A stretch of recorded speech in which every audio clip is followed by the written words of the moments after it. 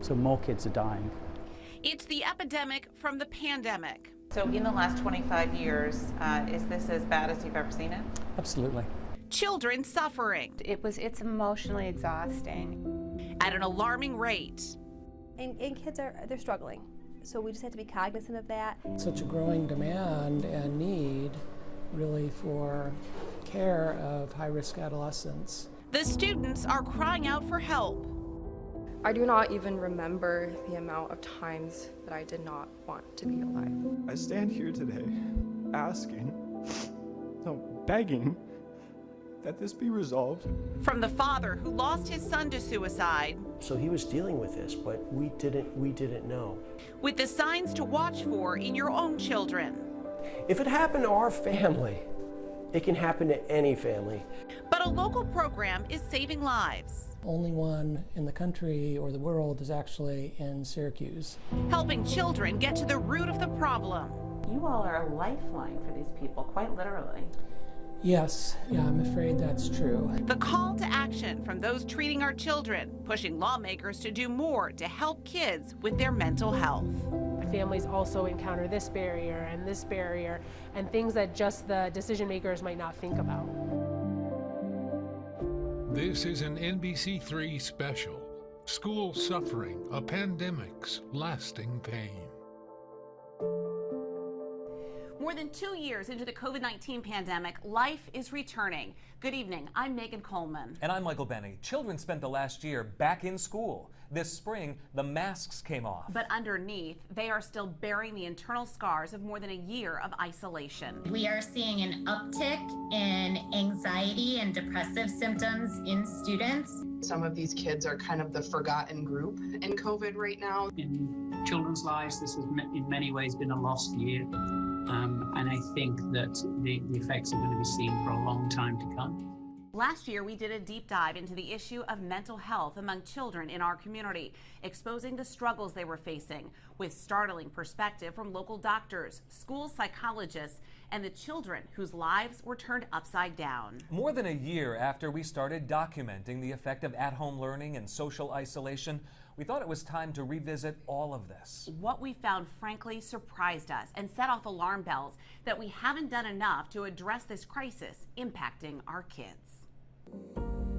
It was March of 2020 when life as we knew it came to a screeching halt. Businesses shut down, people were told to stay home, and schools went remote, with bedrooms and dining rooms becoming makeshift classrooms.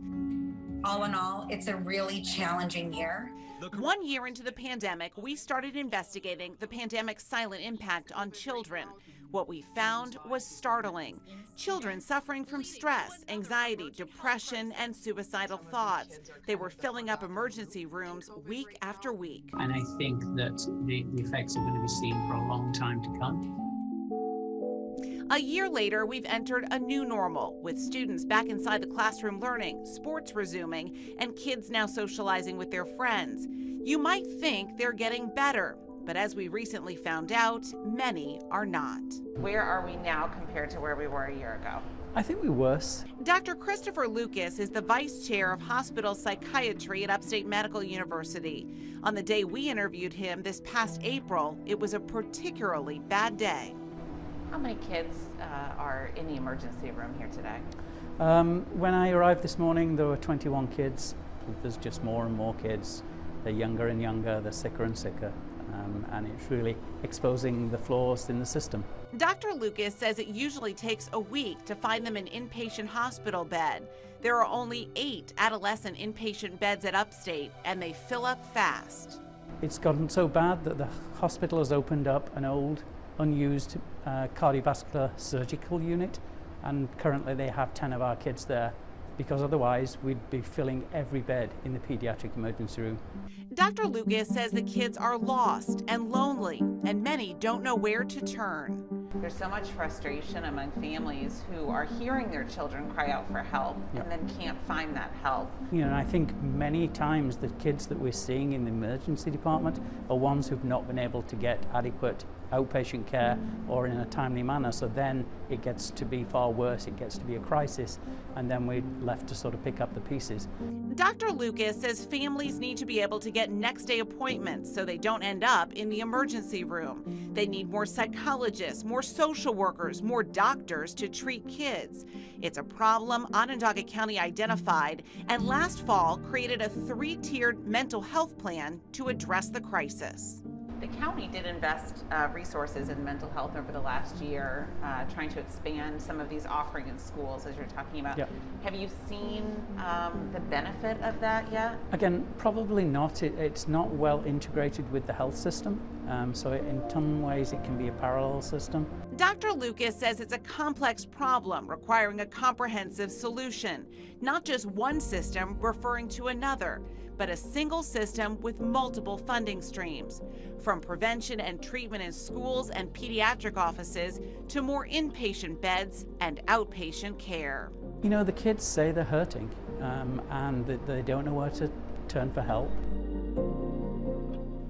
To think that after all this time, how far we think we've come, maybe we haven't. There is still a lot of work to be done. Dr. Lucas says kids need to be addressed for anxiety and depression in middle school, focusing on prevention before it becomes a full-blown crisis. And he's pushing for insurance companies to offer better reimbursements for mental health care. Inpatient beds are hard to find locally. Upstate University Hospital has just 8 inpatient psychiatric beds for children. I started researching for what other inpatient beds there are for children across our area. We found adult psychiatric beds at Auburn Community Hospital, Cortland Medical Center, Faxton St. Luke's, and Rome Memorial Hospital, along with St. Elizabeth and Oswego Hospital, but none had inpatient beds for children. I did find inpatient beds at Hutchings Psychiatric Center in Syracuse.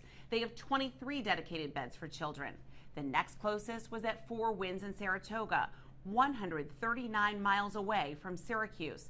That's a 2.5-hour journey for local families to find inpatient mental health care for their children. As we started to document the pandemic's mental health impact on children, it was a wake-up call for local leaders. They realized there was a big problem, and Onondaga County announced a major investment in mental health. The county invested $5.5 million to try to boost mental health resources, with plans to hire 100 new mental health professionals, including 45 new student assistant specialists, 8 new access liaisons, and 40 new clinicians to work in mental health clinics. As school districts across central New York welcomed the additional resources, parents in the Fayetteville-Manlius School District were outraged to learn the superintendent was rejecting some of what the county offered, including an on-site mental health clinic. Superintendent Dr. Craig Tice said the district already has a counseling center at the high school and didn't have space for a clinic. He also questioned how students in other buildings would be transported to the clinic and had concerns about its staffing and who would pay for the services. He told us the district rejected the county's offer to hire student engagement specialists because they already had them. In April, parents spoke out at the school board meeting, urging the district to reconsider what they're offering. These kids are crying for help. If what FM offers is enough, then why are they begging for help and demanding to be heard? Please listen to our kids and actually hear what they're saying. We owe it to them.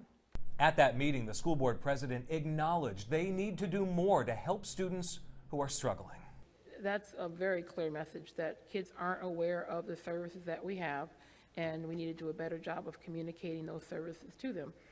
In May, voters in the district approved the school budget, which includes a boost in mental health resources, including more than $147,000 for 2 additional family school liaisons, $118,000 for a director to oversee mental health partnerships. It also boosted funding for existing mental health programs. Students also weighed in during those meetings with, at times, truly heartbreaking pleas for help. I sat down with 2 of those students who both say they lost classmates to suicide since the pandemic started. From North Syracuse, how many students have to die or nearly die before enough is enough? To Fayetteville-Manlius. The status quo is not enough now. It will not be enough tomorrow. Students bearing their souls this past spring. I stand here today begging that this be resolved with all your effort. This community is tired. We are worn. We have told you this yesterday, and we are here telling you now. Please, I beg that this be fixed. Not 10 years from now or 5 years from now, but tomorrow. Speaking out to their local school boards, crying out for mental health help. I don't have all the answers, but I believe that the resources are there. I see them. I've looked into the funding going into this area, and I'm aware of the new positions and new help in our schools. But suicide will never go away if we can't talk about it. Tell me a little bit about what the last Months later, I sat down with Cassidy Svoboda, a junior at CNS High School, and Ike Wood, a senior at FM. You guys both had losses, right, at your schools. What was that experience like for you to go through that? For a long time, it was, this overbearing sadness. There was no other awareness, I guess, about suicide. And that was angering because it's concerning. Like one death by suicide is too many, especially in schools when it could have been prevented. What are some steps that you think could be taken? What's not being done that you think would be helpful? I think that's a complex question. It's a hard question to answer. More mental health resources and more talk, especially about suicide, to end the stigma. What would you do if you were in that school board member's seat or in the superintendent's seat? What would you do differently? Well, I'd have to take a look at the culture that we've cultivated at FM. I think that culture needs to be re-examined, especially given the circumstances that we've watched unfold. So what would need to change for you? Many students don't know that the resources are there. Our district could do a better job informing people about the resources. Awareness is something that our school is also struggling with. A lot of students don't even know that there's a family liaison at our school that is offered. And if they say, we're trying to meet the need and we're adding these resources, what do you say to them? It's just a problem that can't be ignored anymore. It just has to be addressed. It needs to be focused on with, everything has to be done to stop this from happening. To stand up there before the school board with your name, your faces up there, I mean, the bravery of these young people to so publicly ask for help really, really does need to be commended. Yeah, and it certainly was hitting home for everybody in the room that night. Everyone from school leaders to parents just want students to be safe and healthy. Our school suffering, a pandemic's lasting pain coverage is just beginning. Still to come. One of the last things he Googled 20 minutes before he took his life was, "Help me, I'm depressed." But he never reached out to anybody. A father lets us into his grief and his mission. The warning signs from a parent who experienced them firsthand, and what he's doing to help other parents before they experience it too. Plus, schools taking a different approach this time around. We're in an all-hands-on-deck situation here. What one of the region's biggest districts has changed to respond to children in crisis. And a doctor's call to action to the people we've elected to represent our interests in local government and in Washington. If my child is exhibiting signs of depression or anxiety, mental health issues, and I can't get an appointment with a psychologist right away, what should I be doing in the meantime to make sure that they're safe? Probably the number one thing is to talk to your child. A lot of times we might feel afraid that if we talk to our child about emotional difficulties or behavior problems, that we somehow will magnify that. And actually that's not the case. Being able to have an open, honest, validating conversation with your child is probably the number one thing to do.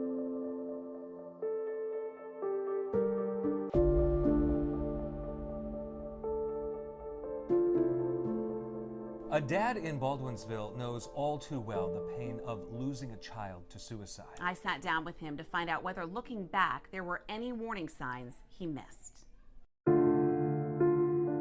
Zach had a lot of humor. He'd make a lot of cute, funny faces. Looking back on pictures of his son Zach brings back beautiful memories for Rob Helfrich. Zach was an incredibly good kid. Every parent would say that, but Zach really was. The 19-year-old was about to begin a new chapter in his life, heading off to Virginia Tech as a cadet. I think he probably talked to every recruiter that ever came to the high school at Baldwinsville. But underneath his smile, the Baker High School graduate was hiding a deep, dark secret. He never would let that side of his emotion known to much of anyone, including us. So it's very easy to miss those signs. It was August 16th, 2019, when life as the Helfrich family knew it would forever change. Moments in time that will always haunt Rob and his wife. The moment after it happened, she went in and she said it was the most horrific and violent thing she's ever seen, and it was her son. Their kind, loving, one-of-a-kind son was gone. He had taken his own life in his bedroom. His Google history on that phone was incredibly telling. One of the last things he Googled 20 minutes before he took his life was, "Help me, I'm depressed." But he never reached out to anybody. In the months after Zach's death, his parents started to piece together the last days of his life, searching for clues about what caused him to complete suicide. Helfrich says looking back, there were some small clues. Zach spent a lot of time alone in his bedroom and didn't want to celebrate his birthday. And kids, they need to talk. Zach never talked to, and his friends never knew. Zach would actually work back here, and this is where they. In the years since Zach's death, his father has found comfort coming here to Abbott Farms, where Zach worked. It brings back good memories. Can you sort of picture him? Oh, absolutely. Here, behind the counter. Yeah. Dipping the apples. Yep. Behind the counter, dipping caramel apples, a place that brought him a lot of joy. This is where we have the event. After his death, his dad channeled his pain into a mission to help other families, each year hosting the Life Worth Living event to raise awareness about suicide. Parents need to know that reality, and they need to talk to their kids. Talk to your kids, communicate with your kids. You have to have those discussions, and it's a reality. This could, if it happened to our family, it can happen to any family. And that really, Michael, is his message. He wants people to know if it can happen to their family, it could happen to any one of us. So difficult. It is so difficult for so many to imagine what that family has gone through. But for Rob in particular, for this one dad in particular, it really is the advocacy, it's the being out front on this that helps. Yeah, he is so outspoken about this. Rob has become this truly outspoken advocate of suicide prevention, saying it helps him deal with the pain of losing his son. He hopes by speaking out, it will help others know what to watch for in their children. And we always want to take a minute to remind everyone who's watching that there are immediate resources out there right now.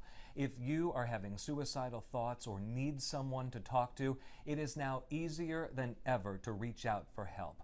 Much like calling for emergency help, 911, which we learn at a very early age, this is a 3-digit number. You can dial 988 and reach a 24/7 lifeline.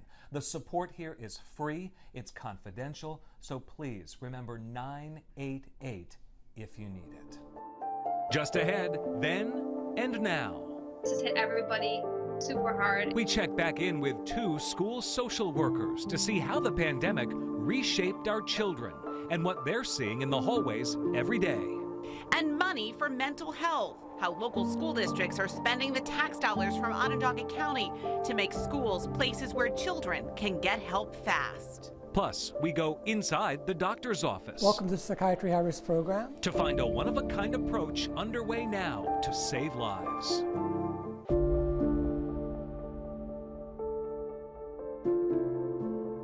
The experts on the front lines of this crisis are the many healthcare professionals in our communities, from pediatricians to therapists to school psychologists. We checked back in with 2 Liverpool school psychologists from our first in-depth look into this epidemic to ask if anything has changed in their view. We first met Jennifer Pruzanowski and Tracy Lunny in April of 2021, the licensed social workers in the Liverpool School District seeing the mental health crisis up close. This has hit everybody super hard. I think over the years, it's something that will affect them and us for years to come. Last spring, the pair told us they worried about what the years ahead would bring. when they start walking down the halls, we might even see a peak in anxiety again. We might see more peaks of depression again. And there might be kids who don't think they can do this. Now, 1 year later, students are back in school learning. Mask mandates are gone, and their predictions are coming true. We still have kids who just haven't come out of that hole mentally, still struggling and still not sure if they're going to be able to handle a day-to-day experience in school like they used to. They say many kids were thrilled to return to school in person this year and walk down the hall without a mask. But for others, it sparked anxiety, with some still refusing to come back to school. I think a lot of them their anxiety has gone up. So they've been home for a year and a half, and to say, come back to our building with 1,500, 2,000 students, that's overwhelming. So that has been, I think, one of our biggest challenges this year. The students, they say, had to relearn how to interact with each other and deal with deadlines and the normal pressures of school. And over the last year, they say, every time COVID cases would spike, students were traumatized all over again, filled with uncertainty and fear. I know students got very nervous this year too, thinking we might shut down again because they were going to be isolated again and they were going to be lost. I think that there's still apprehension. I think that they know it's not over. Lenny and Pruzanowski say talking with your kids about their mental health isn't easy, but they're conversations you need to have. As we deal with the lingering effects of the pandemic, now a defining moment in these children's lives. This population, this generation of students are going to live with this for the rest of their lives, just like we will be. Now, here's why those conversations, Michael, are so important. They say a mother in the Liverpool district called them saying her daughter seemed off. She wasn't eating, was quiet, and something didn't seem right. It turns out that student had a suicide plan, but they were able to get her into treatment before it was too late. We'll widen the scope now. I took a look at one of the biggest districts in central New York is doing differently this year to try to make a difference. If there is one message the North Syracuse School District wants its students to receive, it's "We hear you." And the District Board of Education did get an earful late last school year from students like high schooler Cassidy Svoboda. How many students have to die or nearly die before enough is enough? Few people are more qualified to tell us what's changing this school year than the district's Director of Social and Emotional Learning, Lisa Goldberg, and its Director of Mental Health and Wellness, Kristen Stanton. Are students going to be better as we start this new school year? I want to say yes, but not necessarily. Unfortunately, the pandemic just really did a number on these kids, and they haven't had a normal school year in 3 years now. Like many districts, North Syracuse has added licensed counselors, therapists, and social workers. But it's also doing more with the hundreds of staff members it already has. Changing the culture. Teaching all of them, every adult in a school building, what a child in crisis looks and sounds like. We're in an all-hands-on-deck situation here in terms of the research will tell you that one significant connection with an adult can really help a student. And so how do we make all of our adults accessible to kids? I always mention how, when I was in elementary school, everybody knew the custodian Rocky.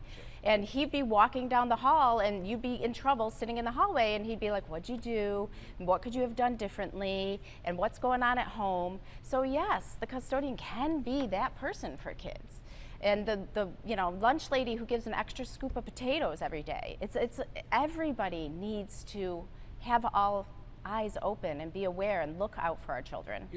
Mental wellness is now infused into the curriculum at the earliest moments possible. The book Gizmo's Guide to Mental Health is for preschool and elementary age children, answering in age-appropriate ways what to do when you feel sad, mad, or worried. It's already being used by counselors and will be in libraries this school year.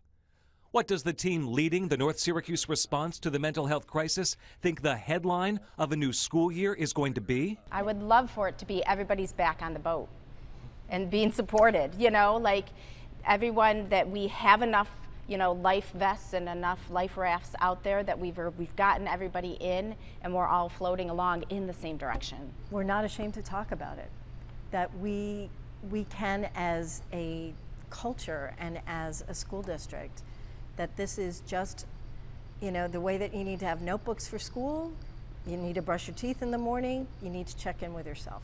I don't have all the answers, but I believe that the resources are there. It's now been months since Cassidy Svoboda took her concerns about suicide prevention to her school board, and she may notice changes this school year. I think kids, when they see a familiar face, they're more likely to go to that person when they need help versus a complete stranger. So I think if those people were more incorporated into the school community, it would be a lot more helpful. What's happening in North Syracuse may be happening in other districts as well. No one, though, Megan, thinks that it is moving quickly enough. But what they are trying to do, as you heard, get everyone on the same boat, moving in the same directions. Hopefully there are enough life vests. And they've started something new in gym class. They're taking some time there to start a program called It's Real, getting teenagers to learn how to have a conversation about mental health. So we'll check in throughout the course of the year and see how it's working. Yeah, this is an all-hands-on-deck team approach.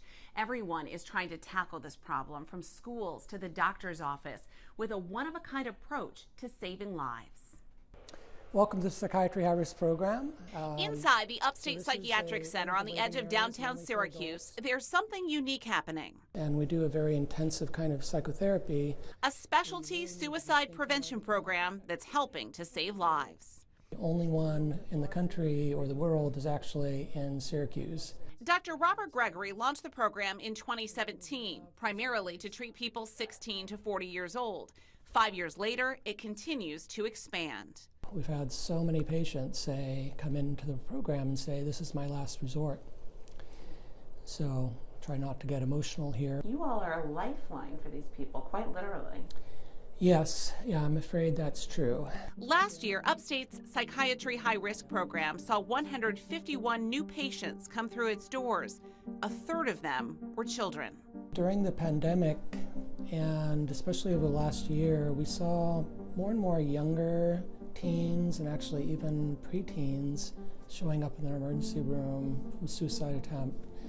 It's kind of mind-blowing even for me. So Dr. Gregory decided to start taking patients as young as 14, kids struggling so much they were thinking about harming themselves or attempting suicide. There's studies indicating the more time they spend on social media, the worse the mental health is for the adolescents. And the last 2 years have been nothing but Google Meets for school and social media for social connection. Exactly. Recognizing the need, he assembled a team of 10 mental health professionals who developed a special adolescent program with therapists dedicated to treating kids.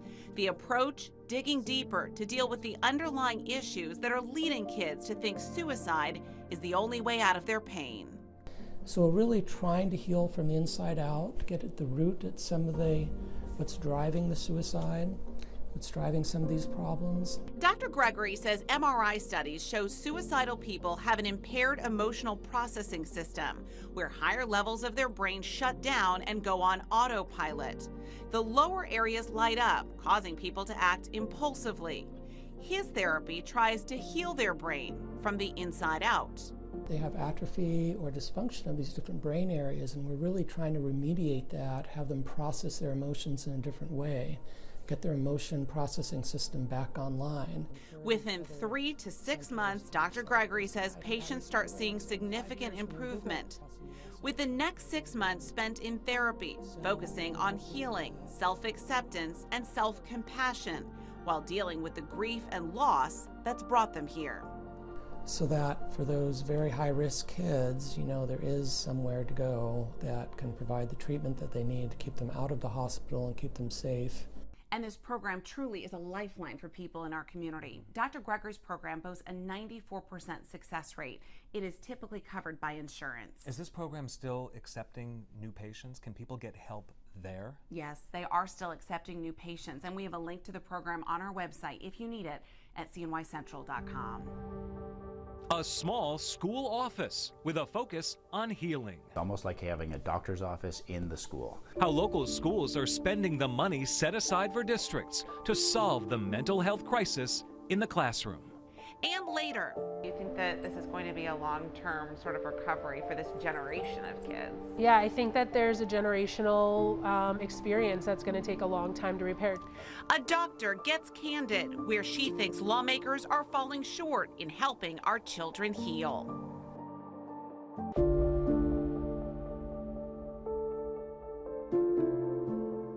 It's been 2 years since we started documenting the mental health crisis unfolding in children. Onondaga County noticed too and made big investments to help them. Offering to set up a mental health clinic in schools across the county. The Jamesville DeWitt School District just opened its second clinic, giving those struggling a place to go. Inside Jamesville DeWitt Middle School is a small office with big things happening inside. This is like an outpatient center. It's almost like having a doctor's office in the school. A safe space where students can come for help. So rather than being pulled out for a dentist appointment, or in this case, a mental health appointment, the kids can go from class, take a break, go there for that appointment, and never have to leave the school. Exactly. Those are scheduled right in, so there's no travel time, there's no disruption in the student day. They can just, get the services that they need and then return to their day. JD Superintendent Peter Smith says the mental health clinic opened here last March. Now the district plans to open another one at the high school. So that we are getting more referrals, and I think that kids who may not have gotten help otherwise are now getting that help. Are the school counselors and psychologists telling you that they think that this is still a symptom of what the kids went through during the pandemic? I think that there has always been a number of students with mental health diagnoses and needs in our district, in all districts. And then I think a lot of this has been exacerbated by the circumstances the past couple of years, certainly. Last year, Onondaga County leaders recognized the need and set aside $5 million to help students who were suffering, offering to set up mental health clinics in schools. Helio Health partnered with districts like JD and started seeing the damage up close. I think if we're being really candid, we've been a little surprised. Some of the young adults are dealing with multiple conditions or disorders, if you will. Some of them, their acuity is just a little higher than we would have thought for their age grouping. Helio's president and CEO, Jeremy Klemansky, says the pandemic was damaging for children already suffering by isolating them even more. It really was like a stress test or an accelerant, if you will. It really accelerated a lot of social problems. It strained, wherever there were cracks in our social structures, it really kind of pulled them open or exposed them more. Last year, Helio served 340 students across central New York, including 35 at JD Middle School. One of the things we've found is the more we can take services to people, the more people we're finding and identifying that would actually benefit from them. So if it was right there in front of them at school, they were more likely to access it and say that they needed help. Yes. Yeah. Klemansky says he's glad people are finally leaning in on the issue and putting a spotlight on mental health, giving students an easy way to come forward and ask for help. It's unfortunate that it took so many other people suffering to have the empathy and understanding for what other people are going through. But at least we're here now. At least we're at this point in time where we all are saying, as a collective community, we can do better. Back at JD, the superintendent hopes the district's second mental health clinic will be as successful as its first, reaching students before their struggles become a full-blown crisis. Some of what we've heard from the hospitals is that by the time the kids get to the hospitals, that opportunity has almost been missed, right? That these kids have gone too long, too far without seeing somebody. Right. Do you feel like this is a really important piece of that puzzle to make sure kids don't get to that point where they do end up in the hospital? Yeah, absolutely. Absolutely. Anytime we can provide interventions periodically and regularly, I would assume that it's less likely to result in a crisis situation, which is what you're really trying to avoid. Right now, Helio Health is working with 18 schools in 7 districts from West Hill, West Genesee, Skaneateles, and Marcellus. Onondaga County also partners with Arise, Upstate, and Liberty Resources to bring mental health services into schools across central New York. Over the course of the pandemic, we've leaned heavily on pediatrician Dr. Robert Draker of Summerwood Pediatrics in Liverpool and Camillus. And we visited with him again this week to see where things stand now, this deep into the crisis. Even now, children with mental health issues make up 50 to 70% of his day. And Megan, he told me he's lost young patients who died by suicide, and he has some big ideas on how we can all begin to hit reset on the harsh reality he says children are facing today. Have you, over the course of the pandemic, lost patients? Yes. How on earth did you, as the physician, handle that? Well, it's a feeling of frustration that, you know, whether you could have done anything different. The thing is, with children committing suicide, it seems to be very impulsive and unpredictable. You know, I would say most of the kids that ultimately hurt themselves are already under psychiatric care of some sort and are already receiving medications for it. However, a child's understanding or perception of a life-ending maneuver or attempt isn't really that, I don't think, understood by them. You know, we see children who have attempted to hang themselves or cut themselves or do things like that, or poison themselves. I don't think they fully understand the total ramifications of what they're doing. And you know, I've had many instances in which I try to counsel kids who have made an attempt and try to explain to them that, you know, suicidal attempts are very selfish in nature. But the thing that not all of us fully understand is that depression or psychiatric stress is almost like a disease. And you know, the child or even an adult wants to stop feeling the pain that they're feeling. And they don't see any real point in living. They don't see any real end to the pain they're experiencing except to end their lives. And so it's very tragic. When I think back to the kids who have killed themselves, most of the cases are acutely impulsive, as I mentioned.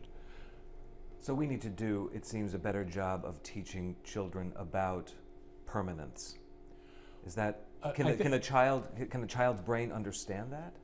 Or am I oversimplifying it? I think it's oversimplified, because I don't think explaining to them that, you know, once you're dead, you're dead. You're not like in a video game that you come alive again after you stop playing. I think that's important, but I think more of an issue is to get them to find some alternative to wanting to kill themselves, that when they're feeling that there's no end in sight or that there's no solution, that there are in fact ways to deal with it besides saying, I just don't want to feel this way anymore. Reality that's forced on children is not pleasant anymore. It's just not Sesame Street anymore, you know, and it's very traumatic, I think, for children, you know, and then when you deal with their own home environment in which the parents are under stress, whether it's COVID related, whether it's job related, whether it's difficulties within the family structure, it gives children a sense of insecurity and vulnerability, that unless children feel unless children feel secure and that there's always a future, when things aren't going well in their lives, we're not helping them to think that things feel helpless. And so that security cushion for children isn't there anymore in society, you know, and you don't do the simple things of, you know, reading positive stories at bedtime and hugging your child in the morning and at night. It's a rush to get them off to school, and then the kids go to school and they see fighting in school and they see there's not a lot of positivity. I'm hearing you suggest a slowdown and a pause for all of us. You're right. Can that really help? I think if there's a readjustment in society, understanding that unless we do a better job of caring and nurturing children, the children, not to sound corny, but the children represents the future of any society, regardless of what part of the world you live in. And unless you do a better job of making children feel loved and secure, we're not going to be able to do anything about the mental health crisis in children, because it has to start at the beginning. You know, we recognize conditions in newborns in which children fail to thrive. You know, there's conditions called marasmus, in which unless you hold a child and comfort a child and feed a child, they fail to thrive. They basically wither away. And there is, I believe, a parallel psychological form of that occurs in children regardless of their age. You know, you see young adults now, I'm talking about 20s and 30s, who feel like children because they've lacked the nurturing and the support that they wish they had received. I don't know how to change it, but society needs to become gentler and more sensitive and kinder. We don't live in a kind reality right now, and that's very disturbing. Dr. Draker says he's prescribing medications more often than he's comfortable with, but he does adhere to a strict code on that matter, using minimally effective dosing. That's the lowest amount of a drug that will work for a child. And then he says, and this is so important, close follow-up to ensure that it's working. After the break, a doctor tells us the main thing that's complicating recovery for a generation of children traumatized by the pandemic, and what we can ask our lawmakers to do to fix it. And the reimbursement program, complicating care for our kids. We'll take a look at the insurance differences and why it matters.